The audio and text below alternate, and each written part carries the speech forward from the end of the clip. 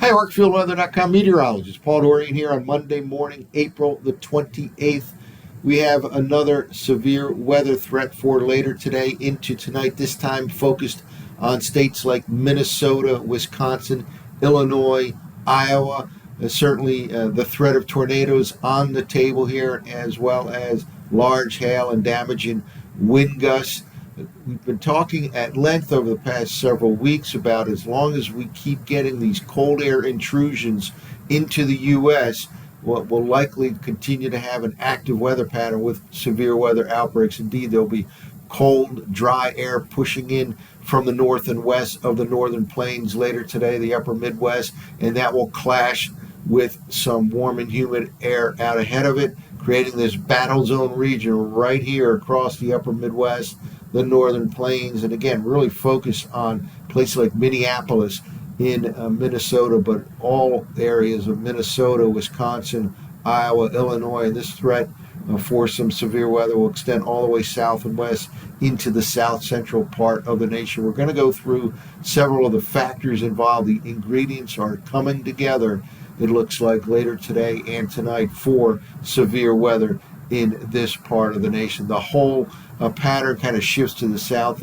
and east on Tuesday. There will be the possibility of some strong to severe thunderstorms across the eastern Great Lakes, let's say maybe far western sections of the mid-Atlantic, interior sections of the northeast U.S., again right here in this part of the nation on Tuesday, later Tuesday night. It looks like that upper level support will not have an impact on the I-95 region later on tomorrow night. So look for only showers in the D.C., Philadelphia, New York City areas, maybe a conventional thunderstorm or so, but this is the area of concern later tomorrow into tomorrow night. Not quite the concern, though, that exists for today right in this part of the nation. Again, a lot of ingredients are coming together. We'll go through those right now. Well, to begin, let's take a look at the 500 millibar vorticity field. These are areas in the middle levels of the atmosphere where usually there are jet streaks whenever you see this vorticity maxima type of situation. Here we have an area starting off the day right in here in the interior west, the Rocky Mountain states, and it's moving to the north and east. And we'll move ahead here a little bit and just watch the movement of this upper level feature. Again, this is kind of areas of spin in the upper part of the atmosphere, and here we go by midday and then by early this evening. And whenever you have vorticity maxima located in an area like this, usually just on its eastern side, in this particular case Minnesota, Wisconsin, Iowa, Illinois, you have strong upward motion. And again, that is one of the key ingredients here to the likelihood for severe weather later today into tonight. And again, the threat tonight looks like it'll last into the overnight hours here. Minnesota, Wisconsin, Illinois, Iowa, but even all the way down into the south central states here, there will be this upward motion and this possibility of some severe weather. Now, we'll move into the overnight hours, and notice this area kind of slides up to the north and east, and that will indeed cause some upward motion, mainly focused on the eastern Great Lakes, maybe the northwestern part of the mid-Atlantic, the far western part of the northeast U.S. This is where the threat for strong to severe thunderstorms looks like it'll be highest later tomorrow into tomorrow night. A lot of the punch is gone by the time the system reaches the I-95 corridor region. So I don't expect severe weather tomorrow night. D.C., Philadelphia, New York City. It's something we'll watch during the day tomorrow, but it looks like well to the north and west of I-95 for later tomorrow and tomorrow night. And this threat later tomorrow night will not be quite as significant or as enhanced as what I expect to see later today into tonight right across this part of the nation. Well, that is one ingredient, that vorticity maxima moving to the north and west of places like Minnesota, Wisconsin, producing strong upward motion right across the upper Midwest. Here's another ingredient. This is the low-level jet streak as we begin the day here on Monday, and sure enough, whenever you have a severe weather threat, you're likely to have jet streaks in the lower part of the atmosphere and the middle and upper part of the atmosphere as well. And again, this is about 4,000 or 5,000 feet off the ground level, off the surface. Very strong winds, and here we begin the day on Monday, shifts right up into this threat zone area by midday, and that is a contributing factor. Whenever you have these jet streaks, that adds to the possibility of strong upward motion down at the surface level. Will go into the evening hours, and it intensifies here. By the time you get up to Wisconsin and even up part of Michigan, very strong low-level winds, and that again adds fuel to the fire here, adds to the threat of some strong to severe thunderstorms, including the possibility of tornadoes. Here we go into the overnight hours. Things tend to relax a little bit and then become kind of enhanced again by early tomorrow night out across the eastern Great Lakes. Again, this is the area where there could be some strong to severe thunderstorms later tomorrow into tomorrow night.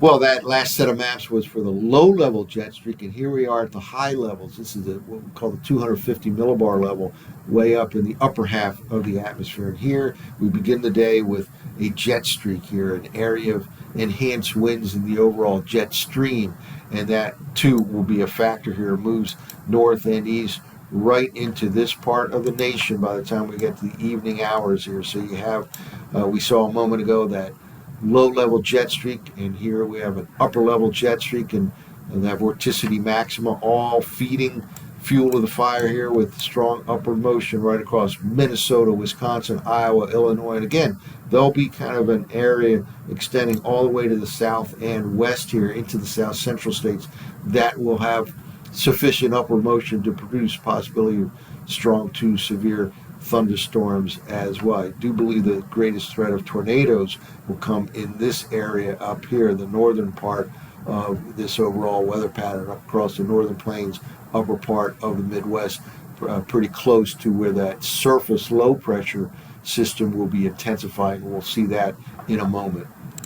Now let's take a look at the 850 millibar temperature anomalies, and again, as long as we keep getting these cold air intrusions into the U.S. this time of the year, you're liable to have some more severe weather outbreaks. Indeed, watch what happens right here. We talk about this clash zone. Here we go by midday and then by early evening, and you have this cold, dry air right here pressing south and east. You have this warm and humid air that typically this time of the year just flows right out of the Gulf into the Mississippi Valley region, in this case all the way up into the Great Lakes, and this sets up that battle zone region right here with that incoming cold and dry air clashing with that entrenched warm and humid air out ahead of it in places like, in this particular case, Minnesota, Wisconsin, Iowa, Illinois will go a little bit farther out in time. Here we go into the overnight hours. Here is that the break, that frontal system right here again with that south and eastward moving colder than normal air mass into the warm and humid air out ahead of it. And then again later on tomorrow night, that threat for severe weather kind of shifts to the eastern Great Lakes, maybe the far western areas of the mid-Atlantic, northeast U.S. Right here is probably the greatest threat for severe weather later tomorrow. And again, that threat will not be quite as enhanced as what I expect to see later on today in that part of the nation. Now, let's go out a little bit farther in time, and we'll see, indeed, we're not done yet with these cold air outbreaks. Thursday, right here, forecast map, first day of May, and yet we're still going to have to deal with some cold air intrusions. Here we go by the end of the week, Friday, into the day on Saturday, and an oppressive colder than normal air mass. This time centered over the Great Lakes at the end of this work week into the early part of the weekend. Let's go all the way out into the latter part of Saturday night time frame. And we've had a lot of air masses flowing in off the eastern Pacific Ocean into the western U.S. colder than normal. It's kind of unusual. Typically our colder than normal air masses will drop from Canada into the U.S., but we've had multiple air masses flowing from west to east, from the eastern Pacific again into the western U.S. Continuation of some snow possibilities across the central and northern Rockies even as we go into the month of May. Here we are in the first week of May. And just this is Sunday, May 4th, May 5th, and just take a look at this. This is very impressive cold. This is all the way out to next Monday, the 5th of May. 1 week from today, very impressive cold air mass in the western U.S. and another one out across the southeastern part of the nation. And again, unfortunately, this means the likelihood for more severe weather outbreaks somewhere in the U.S. here going into the first half of the month of May.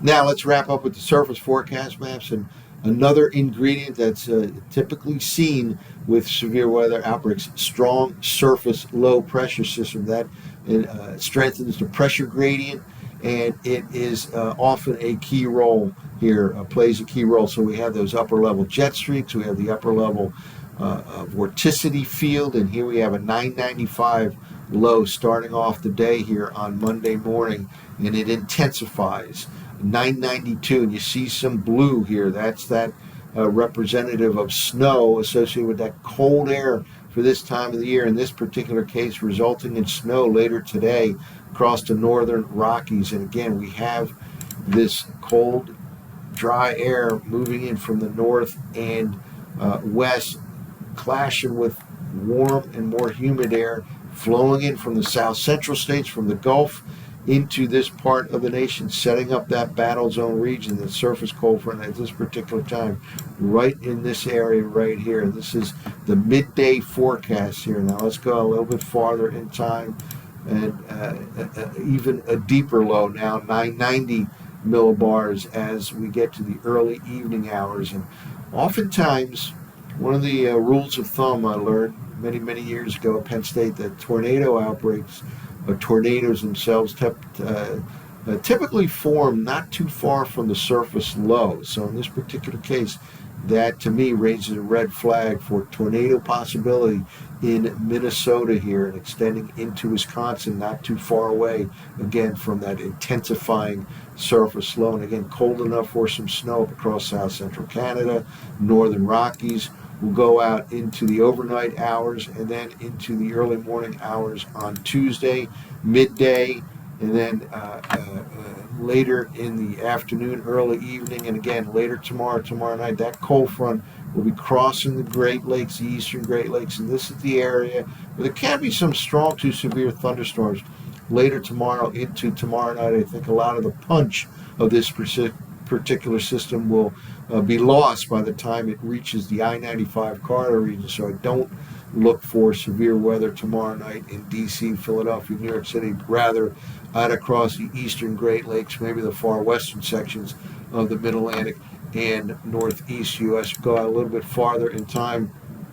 That front clears the eastern seaboard, and we have a chilly air mass centered over the Hudson Bay region of Canada by midweek here, and that will extend, that chilly air mass will extend all the way into New England on Wednesday. Then we go to the latter part of the week, and we have kind of a low pressure area setting up here over the middle part of the Midwest here by the time we get to Thursday, and it looks like it'll cause some instability out across the eastern states towards the latter part of the week going into the early part of the upcoming weekend. And this spells potential trouble here for the possibility of severe weather down across the south central states towards the end of the week. And again, the continuation of cold air outbreaks either from the Pacific Ocean into the western U.S. or from Canada into the central and eastern U.S., it looks like we will have more active weather, more possibilities of severe weather going right into that first half of the month of May. That's it for now. For ArcfieldWeather.com, this has been meteorologist Paul Dorian.